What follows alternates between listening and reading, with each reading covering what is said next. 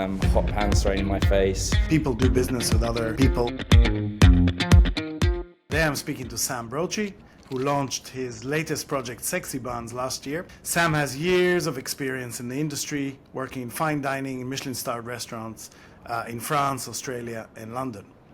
And today I'm very excited to find out what he's learned on his journey and what he sees as the keys to success when setting up and growing a new business. Hi, Sam. Hello, mate. How are you? Very good. We've never actually met before. I'm quite embarrassed to say that. This is, I guess, a part of this meeting. I'd love to hear a little bit more about your journey to Sexy Buns. What inspired you to start it? Where was the idea, etc., etc.? Yeah, definitely. I mean, Sexy Buns is a collation of all my experiences in life, really. I think to give you the full background of Sexy Buns and the reason why we are there today, I think I'd need to give you the full background right back to when I was a kid. So, Excellent. I think it's the best way.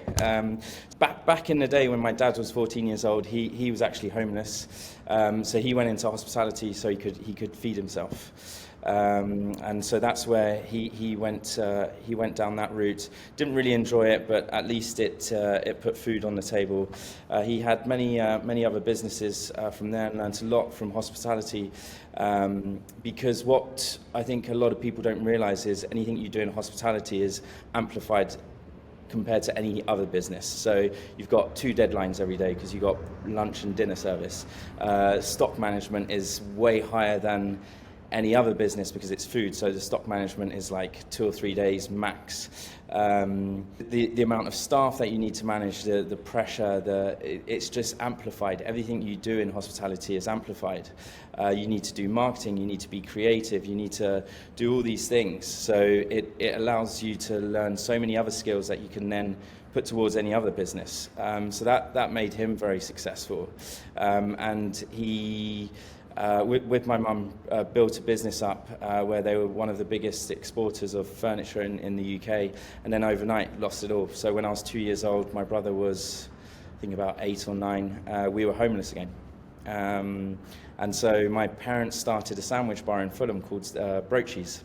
And it was really successful. They had a queue outside the door, and that's where my passion for food started. So I was eating sandwiches all the time after school, and really loved just being in the kitchen with my dad. And we always had they always had this value of like, they're working 14, 15 hours a day in the kitchen, and then they would come home and cook us home-cooked food. We would never go without home-cooked food. We would never have ready-made meals. That just didn't happen because my parents believe you are what you eat, so they would always make sure we had really good food on the table. At the age of 6, we then moved to France so we could have a bit of a better childhood. I grew up there, went into sales and marketing. Because I didn't really know what I wanted to do, I wanted to become an architect, but I was really shit at school, didn't like it at all. And so I went down sales and marketing, did all right, didn't really enjoy it. Started my first business at 18, selling websites and stuff like that, online. Then worked for a company where we were designing software and apps. Then after that, went off to Australia for a year, just didn't enjoy the sales and marketing side. Went off to Australia for a year, did some farming, and after a year of farming, I came back to France and thought, I want to do something that I really fucking love doing, and I want to go into cooking. But if I'm going to do it, I'm going to do it right. So I contacted this very famous chef in France, and I think he thought I was an absolute nutcase because I was living in Normandy. They were down in the south of France, about a 13-hour drive. And I called him up and he's like, but you've got no experience. Give me a call back in 3 weeks' time. Have a think about it. And I was like, I'll be there tomorrow morning at 9 o'clock. And of course, I turned up at 9 o'clock in the morning, drove for 13 hours to get to the south of France. And he was like, this guy's a nutter. And yeah, that's how my career in hospitality started. So I worked in the south of France with some very high-end chefs, arrogant. It was brutal. Really brutal. I mean, French kitchens as standard, they're pretty intense, but being the only English person, although I'm fluent in French, you're clearly an outsider. And being the only one that hadn't been from the hospitality industry, I got all the brunt of the shit. Hot pans thrown in my face, trays put in the deep fat fryer and given so you burn your hands, turning around and your colleagues throwing your knives so they break them, or throwing salt in the food. Like I had all of that. But I love the challenge, you know. I love it. It builds grit. So from there, worked in high end, went back to Australia, worked in some nice restaurants there, came back to the UK. I hadn't been back for about 20 years. Can I just ask, Sam, so the experience in the south of France there with that guy was your first ever, okay, you worked in your dad's sandwich shop, but you had never really worked in a kitchen before that point? Never worked in a kitchen, no. No, I've had many jobs. I've had about 30 or 40 different jobs because I get very bored very quickly, and 9 times out of 10 I tend to do better than the owner themselves, and I just got bored of like doing pointless sales jobs. I just didn't enjoy it, so I went full throttle into the cooking. Yeah, just loved it. So you've worked in London, France, Australia. Contrast the cultures a little bit, kitchen cultures or otherwise, between these three places. Yeah, kitchen cultures are very, very different. I think people think in the UK the kitchens are pretty brutal. I mean, it's got nothing to do with what you can see in France. I mean, I've seen stuff in France like you could never even imagine. So kitchen culture in the UK is very different. What I loved with France is being a chef in France is an actual career path, whereas in the UK, especially in London, it very much seems like you get a lot of these jokers that they just need a job, and they were a KP or they did a bit of prep, so they consider themselves as a chef. That's not what being a chef is. There's a lot of skill, there's a lot of techniques, there's a lot of just hours of work, before you can get anywhere near that. And I think that's a shame in the UK. I think there's a lot of passionate people that are very passionate about food, but a lot of people that are very underqualified, that think themselves as chefs, but that couldn't even do basic prep or wouldn't even know the difference between different types of sauces, emulsified sauces and stuff like that. There's a lot more technique than I think a lot of people think. I mean, but I guess, your dad went into it at 14, right? It was, in a way, it's a profession, but it is also one where sometimes when you don't have a choice and you go into it, it also allows you, to earn a living and to live. So there's also something around that, right? Yeah, I think so. Yeah, I think it's a shame because a lot of people don't choose hospitality. I think they fall into hospitality, which makes it really amazing as well, because you meet the most amazing people with the most amazing backgrounds, amazing different cultures. I mean, at one point in the old one of the old restaurants where I was working, I think we had like 17 different nationalities in the team. Like, how amazing is that? And everybody brings their food culture, everybody brings all types of different ideas, and I just find it amazing. I love the work ethic in a kitchen and in a restaurant. You immediately see who stands out, and they don't need to know anything. You just need to have work ethic. Just show up first. Just show up before everybody else, and that already earns you brownie point. You don't need anything other than grit and determination to do that. That's one of the reasons I love this industry. Yeah, I was going to say I completely agree, and this is what I look for when I recruit. I think grit is one of the main factors. Grit and honesty, because I need people around me that are really honest. I cannot stand lying. But the other one is just grit and determination. And if you never give up, you're going to get there in the end, because everybody else would have given up.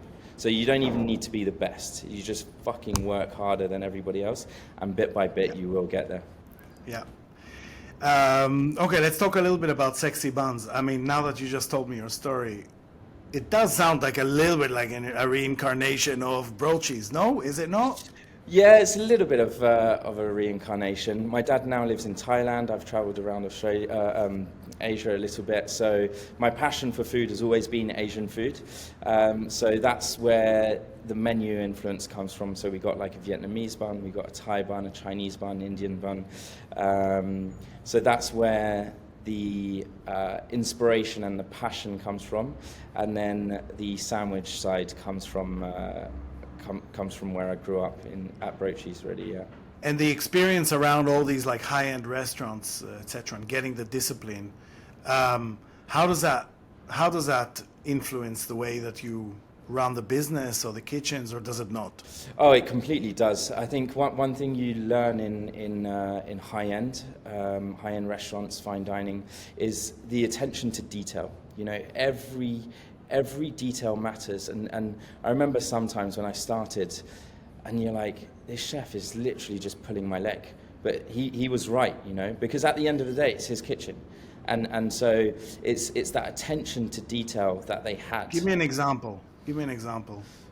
It's like a herb that's ever so slightly not fresh enough, or it's ever so slightly not cut at 5 millimeters, and it was like 5.2. You know, it's like these details. You're like, you must be kidding me. But it's that attention to detail that really helps you in business, because it's like nothing can't be perfect. Like your social media needs to be bang on, your presentation needs to be bang on. We're in more like a street food style operation, but our service needs to be bang on. Every detail matters, and one can make everything else downfall. So you could have the best food in the world, but if whoever's serving you is terrible, that's the experience that the customer's going to remember. So it's those attentions to details, I would say, is the key factor that I learned from fine dining. Do you think that's the key in your mind to, you know, the best possible experience for your customers is just attention to detail from start to finish, from hearing about it to walking in to eating to the clearing up to the bill to maybe the email that they get after? Is that sort of how you view customer experience? Yeah, I think one thing that's getting forgotten a bit is that customer experience. You know, a lot of very passionate chefs put all their attention into the food, which is great, and then the front of house manager will put as much passion as possible into the service. But if they don't come together, if there's one that's downfalling, it's not going to have the full effect. And unfortunately, since COVID and Brexit's happened, I think it's pretty clear that there's a lot of lack of staff in the industry. So people are just trying to get by. Like businesses are just trying to get by. They're hiring people that shouldn't really be there. They're all under the pump, so they're struggling to train the staff that they've got. And I think it's led to a lot of places that aren't really giving that full experience, unfortunately. And how do you deal with all the difficulties of, for example, hiring good staff? Does that put extra pressure on you to build more systems, build more protocols, just have more safety nets? How do you deal with this? Because it's a huge problem right now. Yeah, it is a huge problem. I think I'm fortunate that I've got a very logical brain and very systemized brain. So I find systems in everything. So anything that we can automate, we'll automate. Any system we can put in place, we will do that. So for example, Sexy Buns is now only 9-10 months old. We've got systems in place that most businesses haven't got 5-10 years down the line. We're from day one, we built systems that are going to allow our growth, and I think that's really important. And the other point I would say is just having a great team around you. And I know it sounds really easy, and trust me, I struggle too. But the team that I've got with me are very, very loyal. They're extremely hardworking, and I genuinely couldn't do it without them. But it's because I'm so picky of who I want around me. You know, we're the some of the 5 people we spend the most time with. At work, we spend the most time with our colleagues. So you need people that are continuously pushing you, continuously wanting better, and thriving to improve themselves, thriving to improve the business, always on the hunt to be better and do better. And I think... Okay, so that's you and how you choose your team. Yeah. Why do they choose you? Why do they follow you, these people? Fuck knows. I should ask them. I think there's a level of trust and honesty. I'm not a bullshitter. Sexy Buns, to be frankly honest, we don't pay the best. But I think people want to come on a journey with us, and I think they feel like they can learn. I think they like the honesty. You know, I think there's this level of a lot of people work for some bosses that aren't completely transparent with them, and that's one thing that from day one,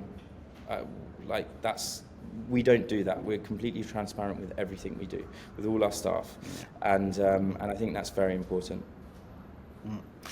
I mean, I can tell you from my experience in terms of the first time I heard about you was when I saw your wonderful Excel sheets, right? Your Excel sheets for running, running the business and staying on top of your food costs. I mean, if I was being interviewed to work at Sexy Buns, I think I would come because, for one reason, which is to learn from you. You obviously have a very, very detailed grasp of everything that goes on, and you've just sort of... I was amazed when I saw that Excel sheet. I've seen a few Excel sheets in my time. I've built some, but this was a different level of detail and precision, and it immediately I can immediately see why sort of people want to work for you, because like if they're serious about this as a career, or even if they're not about this as a career, but just looking at a problem like this and sort of solving it. That really, really stood out. I remember telling Jack, I saw that Excel sheet and I was like, wow, who is this guy? And like, how do I learn from him about? And then we just basically dissected your Excel sheet to try and see what everything that you did there. So that Excel sheet, the famous Excel sheet, that template at least, didn't see the live numbers, but was when you were sort of a really critical part of Le Bab's expansion. I think you joined them when it was just 2 branches, maybe 1 or 2 branches early on. Yeah, they just opened Covent Garden. So yeah, I think a few weeks before I joined, they opened Covent Garden. Mm-hmm. And I think Le Bab was actually the first time that we, I guess, got to know you. And I guess also the first time that you used REKKI. I would imagine. I don't think you used it before. That was your first encounter with us, right? I used it before in a small restaurant in Fulham that I'm not going to mention the name of. Okay. But it was an interesting experience in that one. But yeah, the main place where I learned to use REKKI was at Le Bab. Okay, and do you have similar sort of plans for Sexy Buns in terms of expansion or so, or are you gonna do things a bit differently this time? Of course, we're going to do things differently, but the brand is designed to grow from day one. Everything's been thought through. How can this add value to the business? How can this make us grow faster? How can this make our operations easier? So like every single detail has been planned for a pretty rapid growth. So we're only 9 months old. We've already got 2 sites, and we've got a few lined up. We've turned a few sites down because we've got quite a lot of demand. Actually, people are really loving the food, really loving the brand.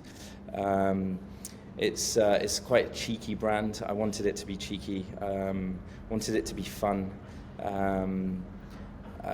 But then also, because I think some people may think, Sexy Buns, it's just one of these fades. But I think when they come and eat our food, they realise that actually the food's got some pedigree and it's got some backbone to it. And there's actually, like, the menu's been developed. You know, it's not just a few ingredients thrown together. Like these ingredients, these dishes have been developed over months and months and months of work.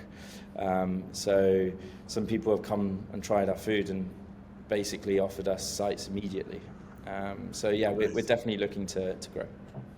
That must be a nice feeling when landlords come and open and offer you the space with nice reverse premiums and all the other tricks. Yeah, yeah, it's really good. It's a bit surreal to think.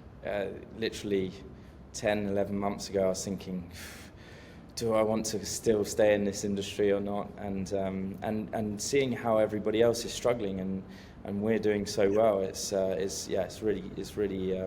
very fulfilling. Nice. Small change in subject, or at least to focus on one aspect. I have obviously dedicated the last 7-8 years of my life, or more actually, in terms of thinking around suppliers. You've been dealing with suppliers all these years, from France to Australia to now the UK, Labab, obviously, and Sexy Buns now.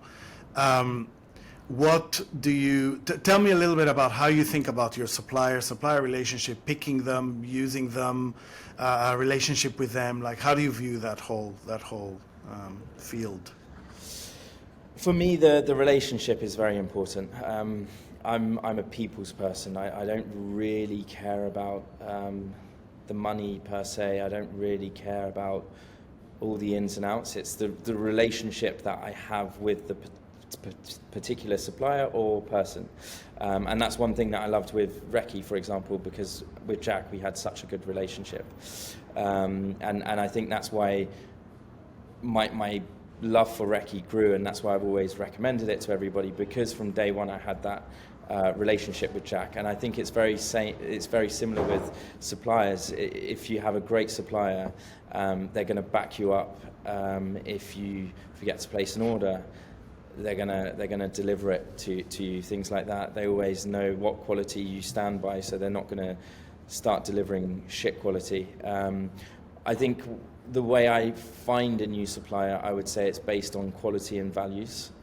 For me, especially with Sexy Buns, we want everything to be free range or organic as much as possible, and everything needs to be British. So it's values over value. For values first, value second. Okay, yeah, interesting. Yeah. And then, of course, I mean, don't get me wrong, my background's sales and negotiation, so I'm going to negotiate the prices. But I want there to be some ethics behind it. You know, it's not, if the poor farmers at the back end aren't getting what they deserve for all their hard work, because I grew up around farms in Normandy. I went farming for a year in Australia. A lot of my friends are farmers, so I know the struggles that they've got. So for me, it's really important that we work with local farmers, well, suppliers that work with local farmers, and that they get the right reward.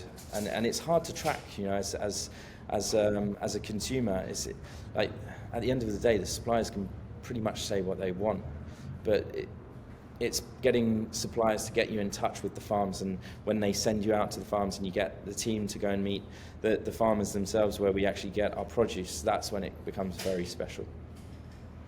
Yeah, I think there's something, this is what my grandfather told me about it, is that, you know, people do business with other people, not with businesses. Like, the business is irrelevant. There is a person on the other side, and they sort of commit to you, and you deal with them. You buy from people. You don't buy from businesses, and you don't really buy products.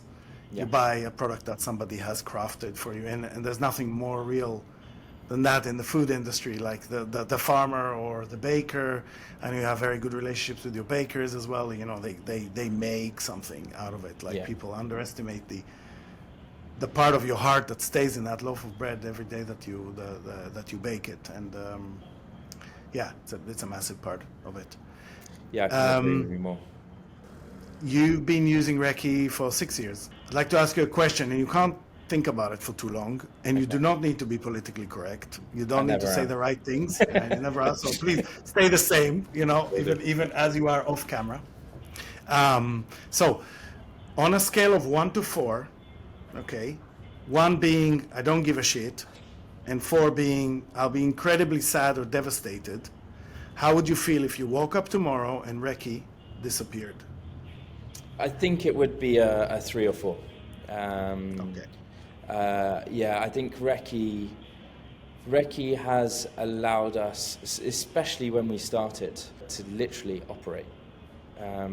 It's as simple as that, and getting the credit approved when, I mean, I had no money myself. Literally everything I had went into Sexy Buns. Sexy Buns had nothing, and still there was that level of trust that you backed me, and for that I'm very, very grateful.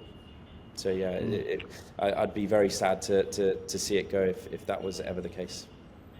I take it with a pinch of salt, just because I know how you build systems, and so I was going to ask you, what would you do if we were gone? But then I already have the answer in my head, which is you'll build all these systems and just do it yourself, basically.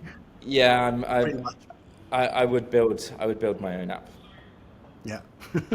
Yeah, pretty much. Excellent. Yeah. No, I could figure that out. Excellent. Okay. I've got another set of quick questions, and again, I don't really want you to think about it. Just fire from the hip. Okay. So quick answer. What are we, REKKI, totally rubbish at? I think there's a level that you forgot the basics of what REKKI needs to do. There's been a lot of focus around developing GP management and menu management, and how can we get the spend on the dishes, how can we control all of that. And there's been a lot of focus on tools that can help the chef. But I think REKKI needs to go back to the drawing board, and it's you guys put us in contact with suppliers. And I think there needs to be more of thinking around that. So how can it be better to get a business in touch with a supplier? So what I mean by that is I would love to see what their ethical rating is. What's their normal, where are they ranking in terms of pricing? So for example, if I go through REKKI now and I have a look and I type in beef sirloin, all I'll see is different types of beef sirloin at different prices. Some don't even put any prices. But it doesn't tell me, where's it from? How's it sourced? What quality of beef sirloin it is? Going for the most expensive one doesn't mean it's the better one. So I think there needs to be a lot more information about the supplier, a lot more information about the ingredients themselves. And I think a simple tool of how can I compare it? Okay, I'm looking for beef sirloin. Well, surely I should be able to see the ranking in terms of average quality from this supplier. It's all Britishly sourced.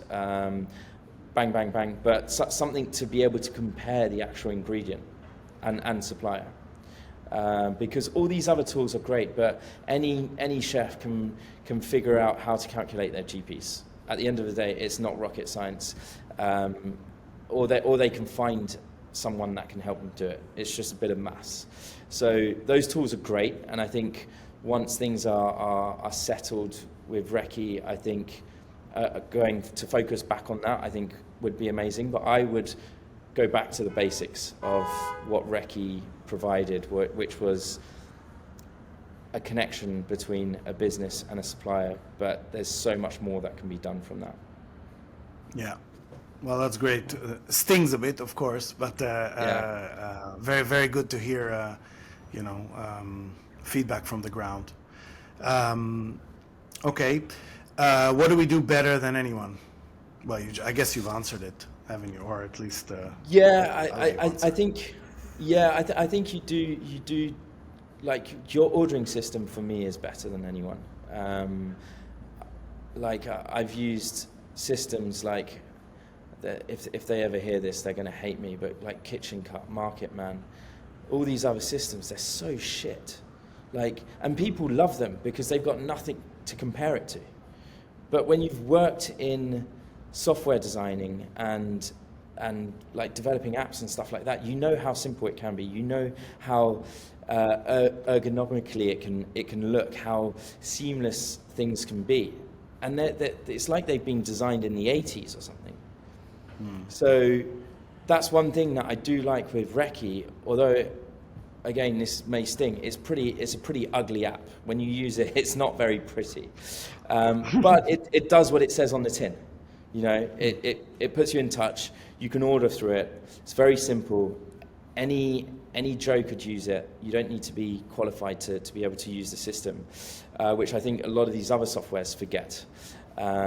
So I would love to see REKKI get their foundations fixed, because I think that foundation is more valuable than any of the other tech, and any of the other tech can be added up after, and then I think that would make it by a country mile one of the best pieces of software out there. Loud and clear. Heard you loud and clear. Good. This was really fun, and I did want to interview you because I know that you have very strong opinions. But you're at the sort of top of your game in terms of the industry, and see what's happening with Sexy Buns, and just sort of awed by how you built it from nothing, really. Now that you talked about your dad, it really makes sense. This is you come from humble beginnings, and working hard is the first thing, and it absolutely shines through. So I mean, congratulations on at least so far, and thank you for being such a loyal customer of ours for so many years. Thank you for the app. Thank you for your time. It was great to catch up with you and finally meet, because you've created an amazing app. I mean, it's definitely helped us get to where we wanted to today, without a doubt. I think we would have really struggled, as I said, not having any financial backbone, finding suppliers that would work with us. Luckily, I knew quite a few suppliers, so there was that level of trust, but there was also some new suppliers that there wasn't any level of trust. So having REKKI backing me, backing Sexy Buns, I'll be very grateful for forever, really. Really appreciate it. Thank you, Sam. Thank you for your time. Appreciate it, mate.